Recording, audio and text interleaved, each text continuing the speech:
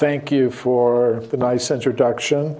And thank you, ladies and gentlemen, for coming to hear a little something about the topic forbidden archaeology, evidence for extreme human antiquity. So just to keep things honest, I'm a researcher in human origins for the International Society for Krishna Consciousness, and my research is inspired by my studies in the ancient Sanskrit writings in India, especially the Puranas, the historical writings. Now, for many today, those two things would be complete disqualifications for me to say anything about a scientific topic in scientific circles. However, quite surprisingly to me even, there are people within the scientific world who are interested in hearing what I have to say. And I've been invited to present my ideas at some of the leading scientific institutions in the world, such as the Royal Institution in London, the Russian Academy of Science in Moscow, Department of Anthropology, the Indian Institute of Science in Bangalore, and many others around the world. So the question I'm dealing with is, how old is the human species? Today, the most common answer to that question comes from the modern followers of Charles Darwin, who proposed that the first humans like us came into existence less than 200,000 years ago. Before that, they would say there were no humans like us present on this planet, simply more primitive ape-like human ancestors. However, the Puranas, the historical writings of ancient India, give a different idea, namely that humans have been present for vast periods of time on this planet, going back many millions of years. Now, of course, in scientific circles, I wouldn't expect anyone to take a statement from some ancient writings as evidence. So in the scientific circles where I'm invited to speak, I do something else. I make a prediction, namely, if what the Puranas say about human antiquity is true, there should be reports of archaeological evidence for humans existing much further back in time than 200,000 years ago, perhaps going back many millions of years. So my method for testing that prediction is to examine all archaeological reports from the time of Darwin to the present. And not just in English, I have a reading knowledge of most of the major European languages. So when I speak about examining reports from the scientific literature, I mean two kinds of scientific literature, the primary and the secondary scientific literature. By primary scientific literature, I mean original reports by archaeologists, geologists, paleontologists, and other earth scientists reported in the professional peer-reviewed scientific literature. By secondary literature, I mean things that are based on the primary literature, such as textbooks, for example. So I had two principal findings. The first finding is not so surprising. There are no reports of evidence for extreme human antiquity in the current secondary literature, textbooks, survey studies, and things of that sort. My second finding was a little more interesting. There are many reports of evidence for extreme human antiquity in the primary scientific literature, past and present. So I collected those reports in this book, Forbidden Archaeology, which was reviewed in most of the professional academic and scientific journals that deal with the question of human origins. So this constitutes a kind of peer review. Now, as you might expect, many of those reviews were negative, some extremely so. However, quite surprisingly to me even, even some of my critics were able to point out some positive aspects of the work. For example, David Oldroyd, a noted historian of science, in a 28-page review article about the book, asked the question, so has forbidden archaeology made any contribution to the literature on paleoanthropology? Our answer is a guarded yes, for two reasons. First, he said, much of the historical material has not been scrutinized in such detail before. In other words, as a professional historian of science dealing with these particular questions, he had not encountered any work which had gone into history in such depth before. And second, he said the book raises, quote, a central problematic regarding the lack of certainty in scientific truth claims. Now,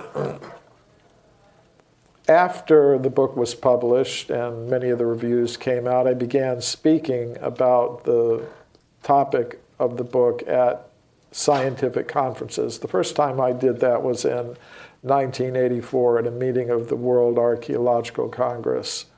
It's the world's largest international organization of archaeologists. I presented a paper there called Pharaonic Time in the Archaeological Record.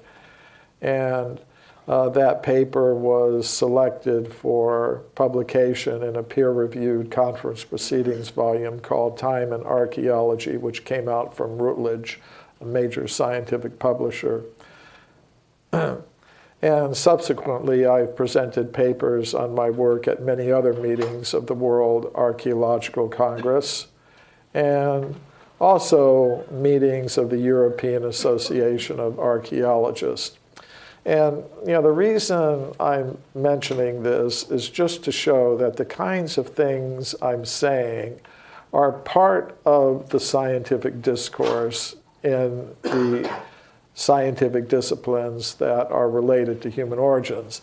Now, admittedly, it's not a popular voice. It's an extreme minority voice, limited maybe even to a minority of one.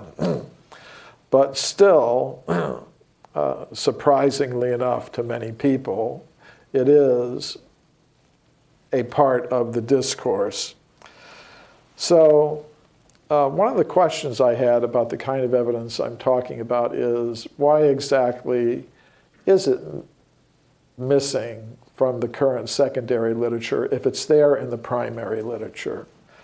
And I'm proposing it's because of a process of knowledge filtration that operates in the world of science. And here I'm not talking about a satanic conspiracy to suppress truth. I'm talking about something that philosophers of science and historians of science have understood for a long time, namely that theoretical preconceptions can influence how scientists may react to different categories of evidence that come to their attention. We can call the blue box the knowledge filter. What it represents is the dominant consensus in a scientific discipline at a particular point in time. And reports of evidence that conform to the dominant consensus will pass through the knowledge filter fairly easily, whereas reports of evidence that radically contradict a dominant consensus tend to be filtered out, ignored, forgotten, set aside, dismissed. And this was something that one of the reviewers of Forbidden Archaeology noted. The French archaeologist Marilyn Patou-Mati noted in her review of Forbidden Archaeology and L'Anthropologie. Cremo and Thompson have written a provocative work that raises the problem of the influence of the dominant ideas of a time period on scientific research. These ideas can compel the researchers to orient their analyses according to the conceptions that are permitted by the scientific community. So it was interesting to me that an archaeologist grasped correctly what the point we were trying to make in the book, and wasn't just dismissing it as, oh, these are conspiracy theorists. I'm now going to go over some of the kinds of reports that I'm talking about. This is Virginia Steen McIntyre, an American geologist. She was involved in dating an archaeological site at Huayatlaco in Mexico. There, archaeologists had discovered projectile points and other stone tools and weapons. And they were, of course, interested in how old these things were. This is the excavation at Huayatlaco. And the artifacts were photographed intact in the layers of rock in which they were found. Virginia Steen McIntyre and her colleagues used 4 different methods to date the site. Animal bones with butchering marks were found in the same layers where the stone tools. The geologists used the uranium series method to date those bones. They got an age of 245,000 years. Above the layer with the stone tools was a layer of volcanic ash. The geologists used the zircon fission track method to date that layer of ash. They got an age of 270,000 years. Using all 4 methods that they employed, the geologists concluded the site must be at least 250,000 years old. However, the archaeologists refused to accept the date. They said humans capable of making those artifacts didn't exist anywhere in the world 250,000 years ago. They hadn't evolved yet, what to speak of being present in North America. They considered the oldest human presence in North America to go back only about 20,000 years. So they refused to publish the age for the site given by their own hand-picked team of geologists. So Virginia Steen McIntyre and her colleagues were a little surprised by that, so they decided to independently publish the age for the site in a journal called Quaternary Research. But when they did that, they experienced an extreme negative backlash from their colleagues in the scientific world because they had dared to publish something like this. Virginia Steen McIntyre wrote to one of the editors of the journal, "Not being an anthropologist, I didn't realize how deeply woven into our thought the current theory of human evolution has become. Our work at Huayatlaco has been rejected by most archaeologists because it contradicts that theory, period." So some of the cases I'm going to be talking about are from the more recent history of archaeology, some from the more distant history of archaeology. Some of the cases are going to be closer to what the mainstream concepts allow, and some are going to be further and further distant from what current ideas would consider possible. This is one of the founders of modern archaeology, Jacques Boucher de Perthes. In one of his excavations at Moulins-Quignon near Abbeville in northeastern France, he found an anatomically modern human jawbone. He found it in the bottom layers of his excavation with stone tools and weapons. According to modern geologists, that layer at Abbeville is about 430,000 years old. It was quite a controversial discovery, even in the 19th century. Many scientists could not accept that humans existed at that distant point in time. So some of them proposed, well, Boucher de Perthes must have been the victim of a hoax. Somehow or other, someone must have gone to some Roman cemetery, gotten a jawbone, 2,000 or 3,000 years old, and buried it in the excavation for him to find. And that's actually the explanation that we see in today's textbooks. However, what we do not see in today's textbooks is that after these hoax accusations came out, Boucher de Perthes made additional excavations at Moulins-Quignon. And in these additional excavations in the same location, he found over 100 additional anatomically modern human bones and teeth in the same formation. which to me indicates a human presence going back over 400,000 years. And I reported on this case in this paper, which was later published in a peer-reviewed conference proceedings volume. Recently, just last year, archaeologists reported the discovery of footprints at a place called Happisburgh in the United Kingdom. They're found in a formation that it is at least 780,000 years old and is perhaps up to 1 million years old. The archaeologists who studied the footprints published results suggesting they are consistent with anatomically modern human footprints.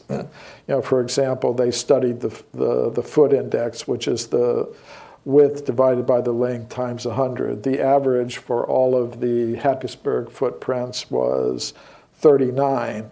The average for living Native American Indians is again 39. The average for living Eskimos today, their foot index is 38.26. And other features of the footprints were consistent with those of modern human beings. Now, of course, they did not believe that humans like us existed at that time. They don't think Homo sapiens existed over 780,000 years ago. So they attributed the footprints to a species called Homo antecessor, an ape man that they believe inhabited Europe at that time. But from the evidence itself, they could just as well have been made by humans like us. And there is evidence that anatomically modern humans existed at that time. This is the Buenos Aires skull, which was discovered early in the 20th century in Argentina. Researchers were conducting digging, and they had gone down about 45 feet, and they encountered a solid layer of limestone rock, locally known as Tosca. And after they broke through that layer, they found a human skull cap of an anatomically modern human type in the Pre-Ensenadan formation, which geologists consider to be 1.5 million years old. This discovery was reported to the scientific world in the primary scientific literature by the South American scientist Florentino Ameghino.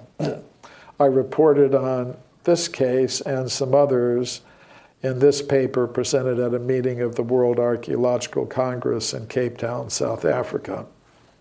Many people have heard of Olduvai Gorge. Many important discoveries have been made there. Most people are not aware of the first discovery that was made at Olduvai Gorge by the German scientist Hans Reck, who reported on it in 1913. He found a fairly complete anatomically modern human skeleton, that's the skull cap of it, buried in Upper Bed 2 of Olduvai Gorge.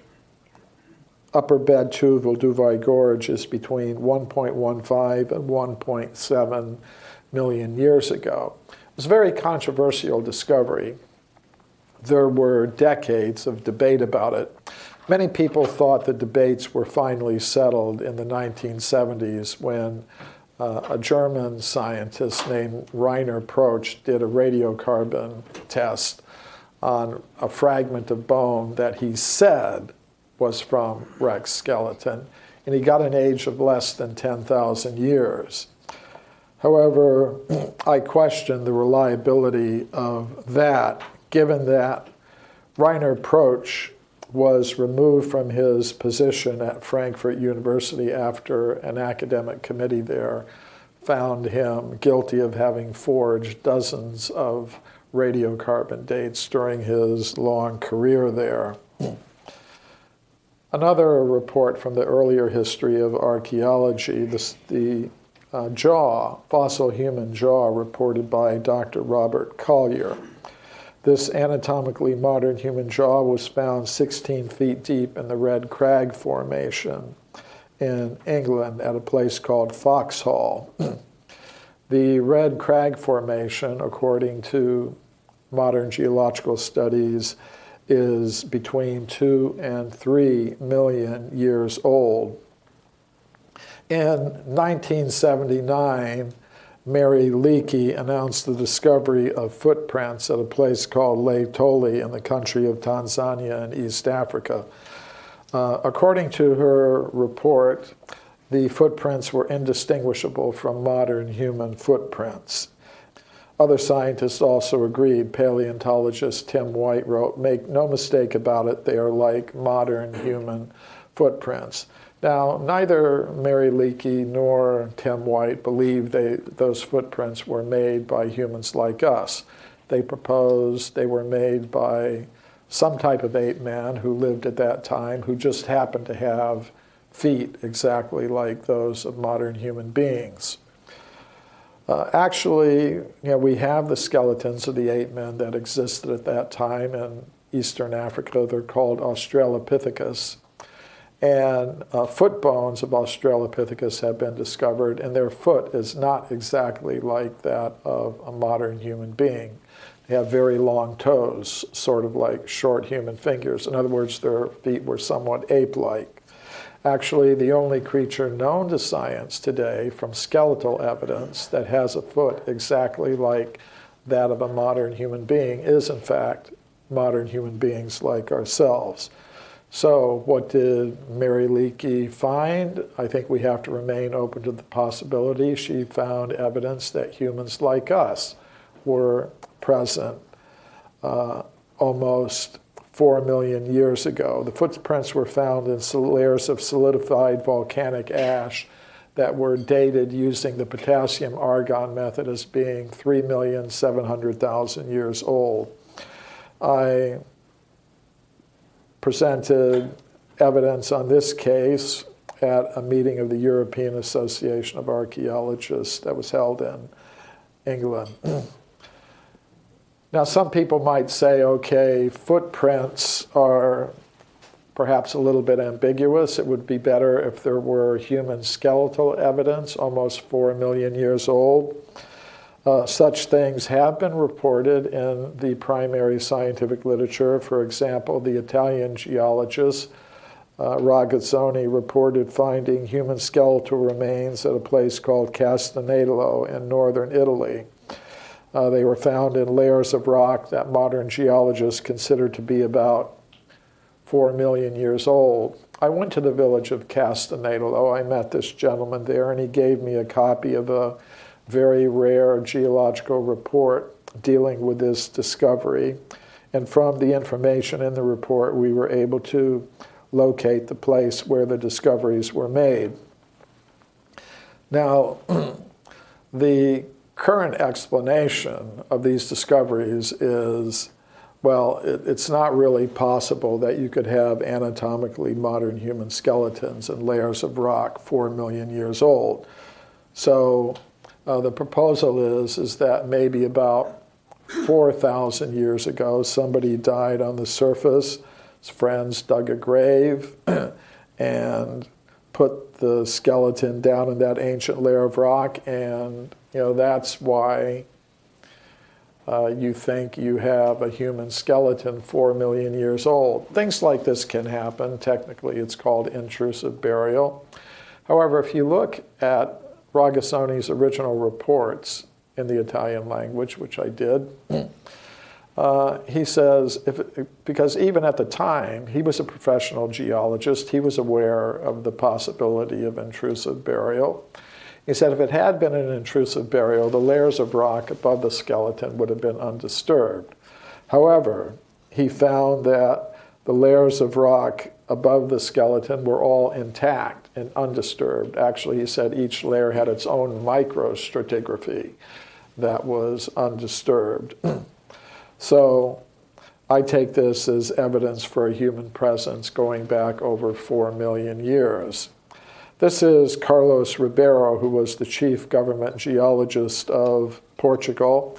He found hundreds of human artifacts in his country of Portugal. He found them in layers of rock that date back to the early Miocene period, which means they would be about 20 million years old, according to today's understanding. He, as a professional geologist, he said they cannot have come into those layers from any higher level through any fissure or crack or all the usual kinds of counter-explanations. He displayed the artifacts in the Museum of Geology in Lisbon. But if you go there today, you won't see them on display anymore. They're kept in the cabinets behind me. But I was able to get permission from the directors of the museum to study and photograph some of these human artifacts from the early Miocene period.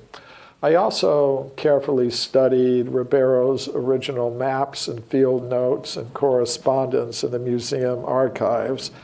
And then I went into the countryside of Portugal and I relocated some of the sites where he made his discoveries.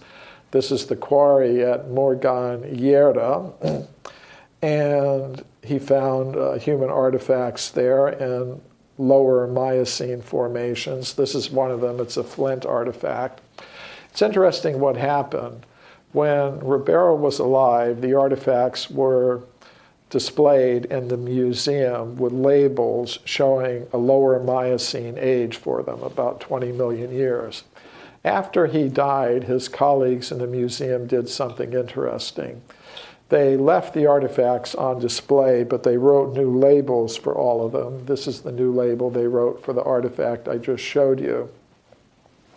Second line gives the age, Paleolitico Superior, upper Paleolithic period.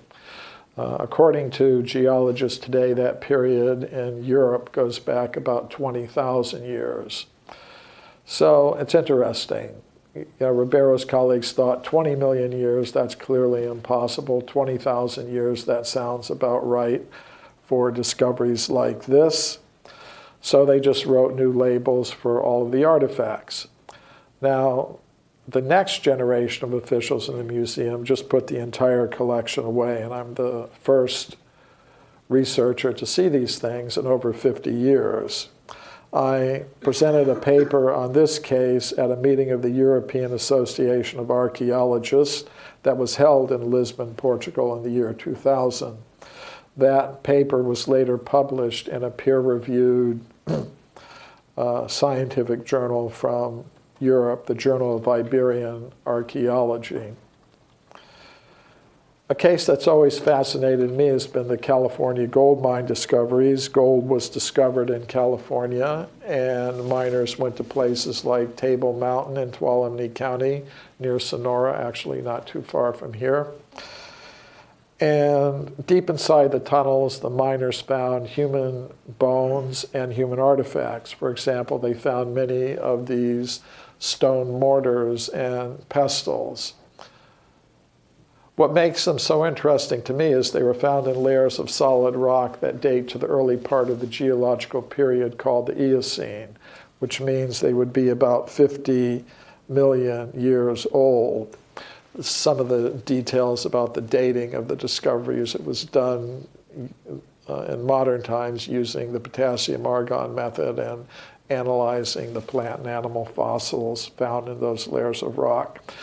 These discoveries were originally reported to the scientific world by Dr. J.D. Whitney, who was the chief government geologist of California. His report was published by Harvard University in the year 1880, but we don't hear very much about these discoveries today because of the process of knowledge filtration that I mentioned. This is the anthropologist William Holmes, who worked with the Smithsonian Institution, and he wrote in his report, if Dr. Whitney had understood the theory of human evolution, he would not have published those discoveries. In other words, he would have known that humans could not possibly have existed at that time.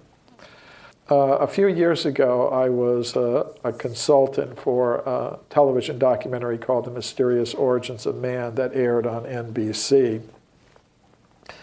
And the producer of this documentary had read my book, Forbidden Archaeology, and wanted to include some cases in the documentary. I told him he should go to the Museum of Anthropology at the University of California at Berkeley because artifacts from the California gold mines are still in that collection. And the museum officials refused to allow him to see the artifacts. Anyways, we were able to get some photographs of the artifacts that Dr. Whitney had taken in the 19th century. It was interesting what happened when this documentary aired. Actually, many scientists were outraged, and they wanted the FCC to investigate NBC, censure NBC, fine NBC millions of dollars for having aired this documentary. Now, I'm happy to say the FCC didn't do any of those things, but it was interesting that such attempts were made. Later, I went back to the museum myself, and I personally was given access to the discoveries, and they are still there. I also went out to Table Mountain near Sonora, and we were able to relocate some of the old 19th century gold mining tunnels where these discoveries were originally made. I reported on this case at this meeting of the World Archaeological Congress that was held in Washington, D.C. in 2003. So how far back in time can we go with evidence like this? In 1862, a scientific journal called The Geologist published an interesting report. An anatomically modern human skeleton was found 90 feet below the surface of the ground in Macoupin County in the state of Illinois near St. Louis. According to the report, above the skeleton was a thick layer of slate rock that was unbroken. That's an important detail because it kind of rules out the intrusive burial hypothesis. This report from Scientific American tells of a beautiful metallic, one more detail. According to modern geologists, the layer where the skeleton was found is about 300 million years old. This report from Scientific American tells of a beautiful metallic vase that was found 15 feet deep in solid rock in Dorchester, which is in the Boston area. According to modern geological reports, the age of the formation at that location and depth is about 600 million years from the Cambrian period. Now, I could actually keep you here for days and days and days because there are hundreds of reports like this in the primary scientific literature. I'm not going to do that, but I'll make some concluding remarks.